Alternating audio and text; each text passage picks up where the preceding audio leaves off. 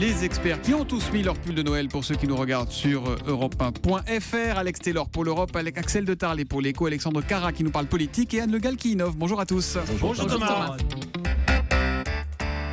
Axel de Tarlet, on commence avec un château dans les Yvelines qui va rester dans l'histoire. Il devient la demeure la plus chère du monde. Exactement, on vous a mis la photo de ce château sur Twitter, donc un château grand siècle de 5000 m² à Louvciennes, pas très loin de Versailles, qui vient d'être acheté par un émir du Moyen-Orient. 300 millions de dollars, 275 millions d'euros. C'est tout simplement un record historique. Jamais une maison dans l'histoire de l'humanité n'a été vendue aussi cher. Mais le plus fort, et tenez-vous bien, et ce n'est pas une blague, c'est que ce château est un faux. C'est un château tout neuf qui vient d'être terminé en 2011. En gros, c'est une maison phénix de luxe, quoi. Alors bien sûr, il y a tout le confort moderne. C'est de la meringue, quoi. Tout ça, il y a tout le confort moderne. Cinéma, aquarium, piscine, salle de squash. Et on a imité Versailles avec des fresques peintes à la main, des moulures dorées à la feuille, etc. en or.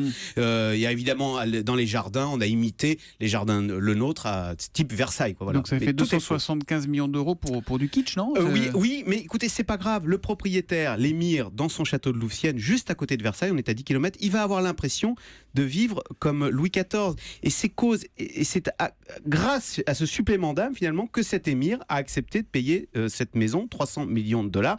Et si je vous raconte cette histoire, c'est que c'est pas anodin.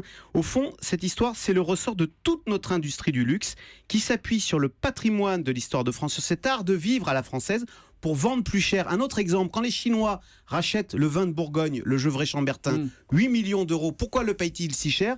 Parce qu'on leur a dit que le Gevrey-Chambertin, c'était le vin préféré de Napoléon Ier Bonaparte. Le vin, vous voyez, alors quand vous ajoutez un supplément d'âme, eh bien les prix flambent. C'est pour ça que cet émir a accepté de payer 300 millions de dollars, une maison neuve, parce qu'il a l'impression d'être le roi Soleil. Et ben voilà, comme quoi finalement, Anne Le Gall, ça va rapporter quelque chose à la commune de Louvciennes, cette ils sont ravis. en or. Rien qu'en droit de mutation, Louvciennes va gagner 1,2% de 300 millions de dollars. Je vous laisse faire le calcul. La mairie est ravie. 1,2% de 300. Ça fait 3 300 000. Merci. Ce qui est curieux, c'est que d'habitude, ces reproductions se font faire par les milliardaires, mais sur leur territoire, comme en Chine, par exemple. Oui, mais là, on est à côté de Versailles. Ou alors Las Vegas aussi, la fausse Tour Eiffel et tout ça. Tiens, Alexandre Cara, ce matin, vous nous donnez des nouvelles de la santé de l'ancien président Jacques Chirac. On sait qu'il a été hospitalisé il y a un peu plus d'une semaine maintenant. Comment va-t-il ? Écoutez Thomas, ce sont de bonnes nouvelles. Jacques Chirac va mieux, beaucoup mieux. Ses médecins devraient même donner le feu vert à sa sortie de l'hôpital aujourd'hui ou au plus tard ce week-end. Alors, il va mieux, même s'il sort de l'hôpital. Jacques Chirac reste quand même très affaibli par la maladie, c'est ce qu'on disait. Oui, c'est vrai Thomas. Jacques Chirac reste diminué par la maladie. Il a désormais notamment des problèmes de motricité. Ses déplacements sont devenus de plus en plus difficiles. C'est d'ailleurs la raison pour laquelle il ne s'est pas rendu à la remise de prix de sa propre fondation il y a quelques semaines. Et d'ailleurs, avant son hospitalisation, il avait prévu de partir en vacances au Maroc pour les fêtes. Alors vous en doutez, il va plutôt se reposer à Paris.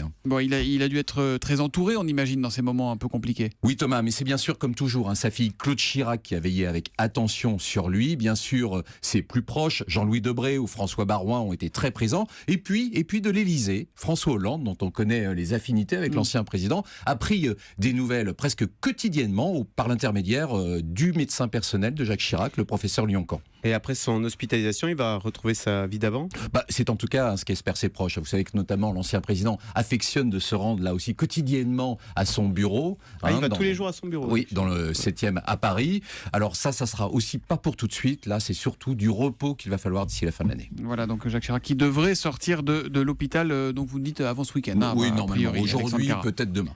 Cadeau de Noël de l'Union européenne, qui reçoit un cadeau inattendu, Alex Taylor. Racontez-nous cette affaire de... Oui, c'est assez incroyable. C'est une montagne. Le cadeau, c'est une montagne. Oui, voilà, c'est pas tous les jours. Il s'agit d'une campagne pour le moins curieuse pour que la Norvège, qui n'est pas dans l'Union européenne, offre l'une de ses nombreuses montagnes à la Finlande, qui l'est, pour fêter les 100 ans de l'indépendance finnoise en 2007. Il s'agit en fait de la montagne Halti et il suffirait de déplacer la frontière de 150 mètres au nord et de 200 mètres à l'est. La Norvège a plein de montagnes et les Finlandais, pour le moment, aucune. Vous êtes sérieux avec votre pull pingouin, c'est vrai ou pas? Qu'est-ce que c'est que cette histoire? Absolument. Alors c'est un géologue norvégien, Bjørger Harson, qui a eu l'idée en 72, mais elle a pris forme quand son fils a monté une campagne Facebook ces dernières semaines. C'est devenu viral ces derniers jours. La responsable des cartes en Norvège, Anna-Katarina Frøstrup, est ouverte à l'idée. Écoutez-la, elle est un brin condescendante quand même. Je la cite. Il reste quelques problèmes juridiques, mais avec un peu de bonne volonté, on peut offrir une montagne au pays voisin, lui, totalement dépourvu de pic. Oui, c'est un peu méprisant ça. Mais c'est quoi au juste une montagne? C'est la question que je me suis posée dans cette histoire. Je suis plongé là-dedans depuis 4 heures ce matin, mais sans avoir trouvé beaucoup de lumière. Si vous tapez International Definition of a Mountain, vous n'allez pas être déçu du voyage. C'est purement subjectif selon les pays.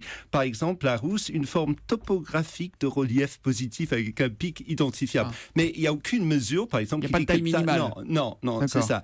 En tout cas, je peux vous dire qu'il ne faut surtout pas offrir des montagnes aux Néerlandais, parce que je connais un couple de Néerlandais qui vient de passer un séjour dans les Alpes. Eh bien, ils sont partis, vous savez pourquoi? Parce qu'ils trouvaient que les montagnes leur gâchaient la vue. Voilà, oui, effectivement, il y a une erreur de destination là, quand même. Il ne faut pas leur offrir des montagnes norvégiennes. Vous allez peut-être perdre la Grande-Bretagne en 2007, mais vous allez gagner une montagne en plus dans l'Union européenne, c'est pas. Puis la Grande-Bretagne, on en avait parlé, mais ça discute bien, ça avance un petit peu quand même. On aura l'occasion d'y revenir. Tout de suite, on innove avec un algorithme, Anne Le Gall. C'est donc un algorithme qui dit à l'avance si une photo est capable ou pas de marquer les esprits, si ça va être une photo qui compte. C'est le MIT aux États-Unis qui a mis au point cet algorithme qui est capable de dire donc combien de personnes gardent en tête une photo ou un selfie qu'ils voient sur Internet, par exemple. Comment ça marche?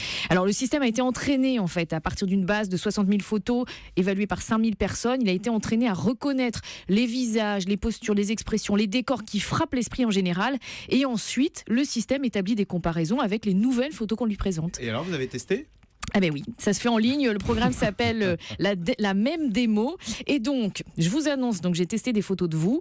Je vous annonce que l'image de Thomas Soto mangeant une banane, c'était hier sur Twitter. Ça reste en tête 1 minute 30 dans 9 cas sur 10. Beau score. La postérité, quoi. Vite oublié, Thomas. Alors l'image de vous quatre, Axel, Alexandre, Alex, Julie, parlant au micro, donc parlant avec les mains, ça frappe entre 8 et 9 personnes sur 10 selon les cas. Il faut quand même noter que, alors, Alexandre Cara, on se souvient mieux de vous quand vous vous rasez. Alex Taylor, on a pris mieux votre visage si vous avez la barbe et les lunettes. C'est toujours le cas ici. Axel, le casque sur une oreille ou les deux, franchement c'est pareil, c'est pas la peine de faire le malin. Et Julie, elle peut tout se permettre, casque ou pas, lunettes ou pas. De toute façon, 9 personnes sur 10 retiennent votre image pendant 1 minute 30. 1 minute 30, c'est formidable, c'est énorme. Mais c'est l'école des fans, votre truc, tout le monde gagne. Alors là, les scores sont élevés, c'est vrai, parce que de toute façon, les portraits sont parfaitement retenus. L'esprit humain retient mieux les visages que les paysages. Une photo de nuage dans le ciel, ça n'intéresse quasiment personne. Alors vous allez me dire à quoi ça sert tout ça? Eh bien, tout simplement, ça va servir dans le futur à faire de la publicité efficace et à choisir les images choc. Et on verra le consommateur. On verra qui se souvient du pull d'Alex Taylor que je vous invite à aller voir sur europe1.fr avec un gros sur pingouin. Twitter avec le hashtag ne pas de pain. un pull de Noël. Merci beaucoup les experts, à lundi. À lundi.